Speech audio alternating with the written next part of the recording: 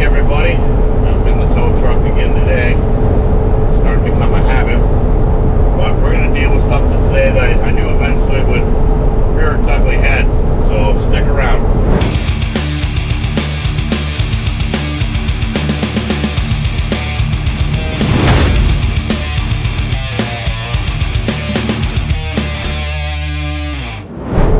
So I'm in the tow truck again, and starting to become a habit here. Starting to become a tow truck vlog instead of a moto vlog here. But I want to deal with something that's, you know, the harsh realities of riding a motorcycle. Now, I'm in a position where I'm both a biker and I guess technically an emergency responder. And just by the numbers, I mean, eventually this is going to happen where I'd have to go and recover a motorcycle either from an accident or arrest. And I've done a few actually since I've started this moto vlog. Just never had the opportunity to have the camera on hand with me to, you know, actually document, record it and stuff like that. Being a rider, you know, there's some realities about it. It's fun, you know, it's therapeutic and stuff like that. But it's dangerous, and anybody says that it isn't dangerous is either a fool or just ignorant. You know, it's probably one of the most dangerous hobbies that you can have. Myself, I've been riding bikes and stuff, you know, since I was a little kid, and street bikes since, you know, I was 15, 16 years old, maybe even younger than that. Don't really remember since it's been a long time. But, you know, accidents happen, and I've been fortunate enough, you know, I've had a couple, you know, off-road incidents, you know, on dirt bikes and stuff as a kid, and, you know, as a road rider, street rider, I've had a couple low-side wrecks. Luckily, I came out from it, you know, relatively unscathed, a little scar, a little road rash, but that's the way it is. But being part of you know, being a tow truck driver and doing this job, you know, I see some pretty harsh things. I got jumped into it the first day, probably seen the most traumatic thing that anybody could probably ever witness, and it didn't scare me off on the first day, so I guess I got the guts for it. We're heading up to the Everglades to do a wreck, going out to one of my favorite places to ride, and there's a serious accident out there. Normally when certain authority agencies call you out there, it's not a good sign. And I'm just going to kind of show you the result and the reality of what happens. Little alligator roadkill. We're getting ready to pull up to the scene here real quick and see what we got to deal with. I don't see any other vehicles here, so it might be just a single vehicle deal. So I don't know the legalities of me recording this or not, but so I got to be discreet. I don't know how well the video quality is going to be here, but this is what we got to deal with. So we got a little Harley here, all wrecked, single vehicle accident. Pretty bad shape. This thing's totaled.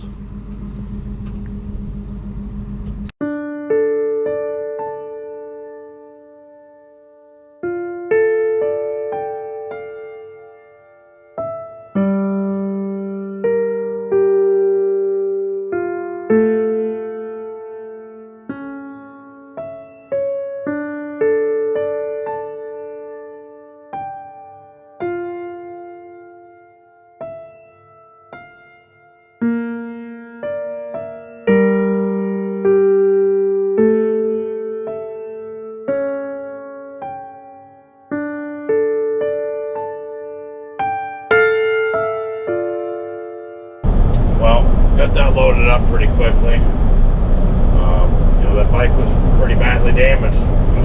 It's a smaller bike, smaller CC bike, and fairly new.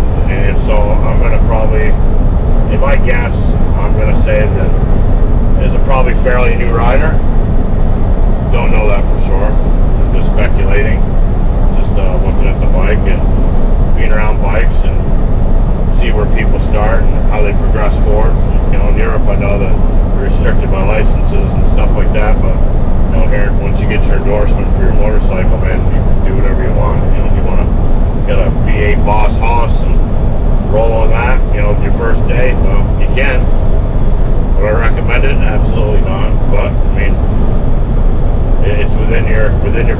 have that endorsement to do it if you want to.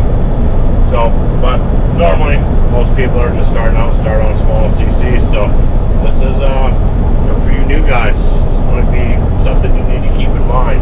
Take a long, hard look at this. And it's not meant to scare you, but it's meant to, show you the reality of what we do and how real it can get. When your bike's on the back of a truck like this, completely smashed and totaled, chances are you probably get injured pretty bad. And some of you guys will survive it and ride another day. Some of you survive it, and that'll be your last day. And some of you, unfortunately, and as sad as it is, may never come back. Riding motorcycles is kind of a selfish sport, because you do it basically for yourself, and the consequences affect everybody else around you. So, for you guys, that have kids, you don't come back now. Now your kid's without a father, and for the mothers that ride, same thing for you. You go out, any day can be your last day. So enjoy your life. I'm not trying to steer you away from motorcycles, because I love it. I love motorcycles so much that it wouldn't matter. I don't think even if my best friend went down, I don't think I would stop riding.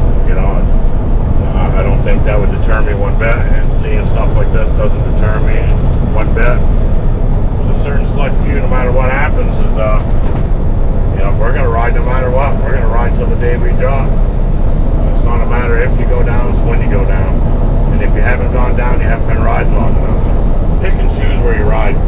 Now, where this accident happened is probably one of the most pleasurable places for me to ride, just because there's, look at it, there's open roads. I mean, there's literally no traffic.